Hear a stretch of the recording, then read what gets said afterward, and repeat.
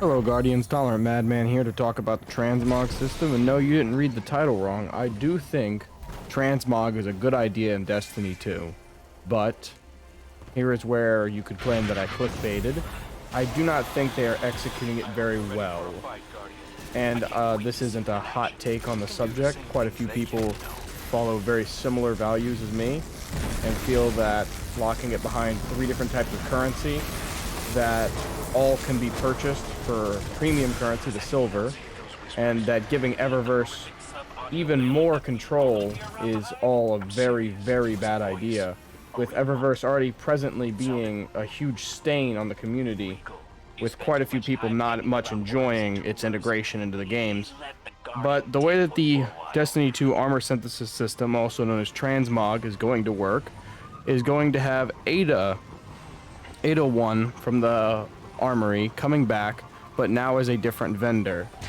And what you will have to do is defeat enemies to earn Synthestrand. Once you have Synthestrand, you can spend that Synthestrand on bounties to earn Synth Cord. Once you have Synth Cord, you can convert the Synth Cord at the loom in the tower into Synth Weave. Now that you've had the Synth Weave, you can convert an unlocked armor appearance, legendary quality or lower, from collections into a universal armor ornament. All of that saying that you will need 1, 2, 3...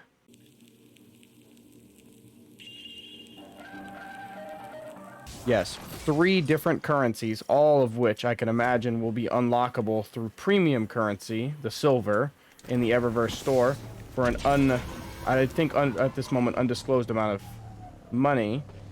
I will put it in post here if there is a disclosed amount of money so far.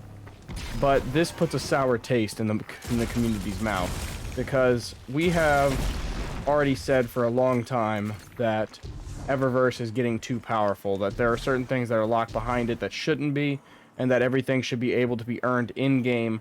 Even a lot of people have come up with the suggestion, I'm not the first to come up with it, that Bright Dust, for an exorbitantly high Bright Dust cost, that ornaments and that finishers and all of that all become available under the Bright Dust, and make it to where we have more avenues to earn Bright Dust.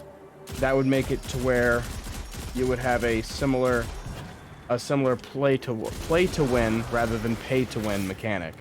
I've suggested, which I imagine I'm also not the first to suggest this either, is that we switch over to a almost Warframe-esque market where the premium currency can be bought and traded for, say, shaders or ornaments. Shaders now making the leap, ornaments.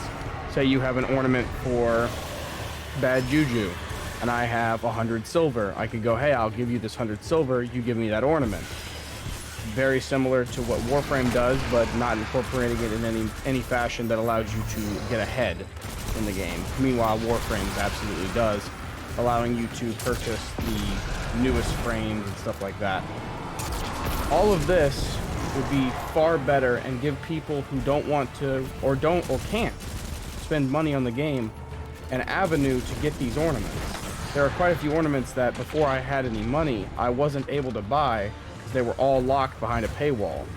And this was pretty upsetting, as I have been and will always be one of the biggest fans of the series, reading the lore, playing the games ever since Destiny 1, and I was locked out of gameplay that I couldn't get even though I bought the season pass or the year pass.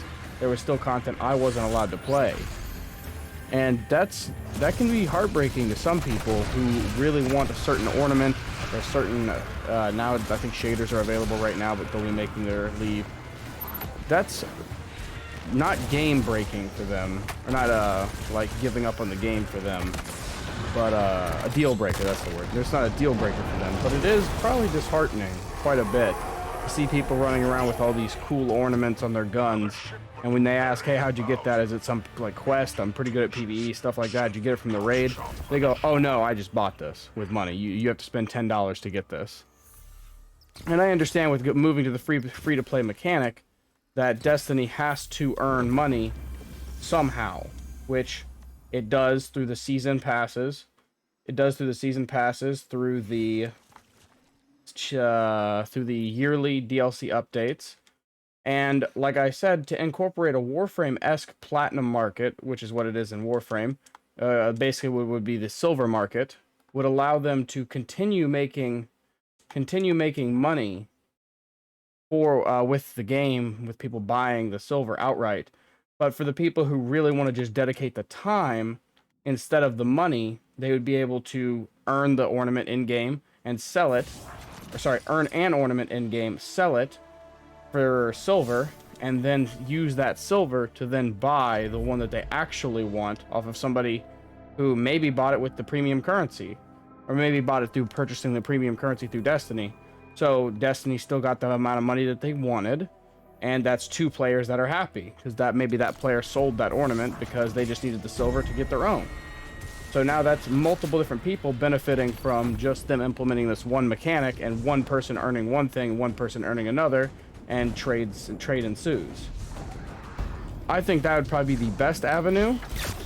I'm not sure how the mechanics would work on that with, I think Digital Extremes being the makers of Warframe. I feel as though they would be the ones that best could explain it. But this is something that I think they should definitely look at, because the Transmog system as is going to put a pretty sour taste in people's mouth right at a time when Destiny needs people the most. We are finally on a rise with Season of the Chosen. Lots of concurrent players, huge amount of people coming back to the game, finally broken free of Activision's grasp.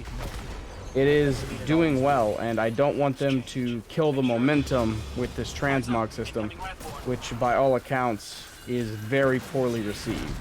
I have not seen anybody at all on the platform, on any social media, Reddit, Facebook, anything, Twitter. I have not seen anyone singing praises of this mechanic.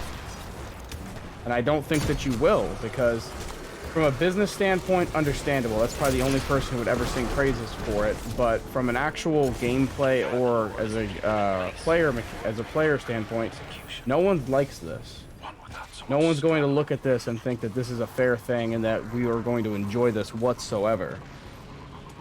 But that's just my take on everything. The changes will be implemented very soon. I think within the next month.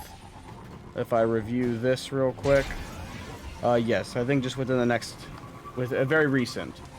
very soon, not recent. So we will see how it is. If they do take consumer feedback and change it, I'll make a video talking about that and talking about whatever system they've chosen to use. But until then, Guardians, I'll see you later.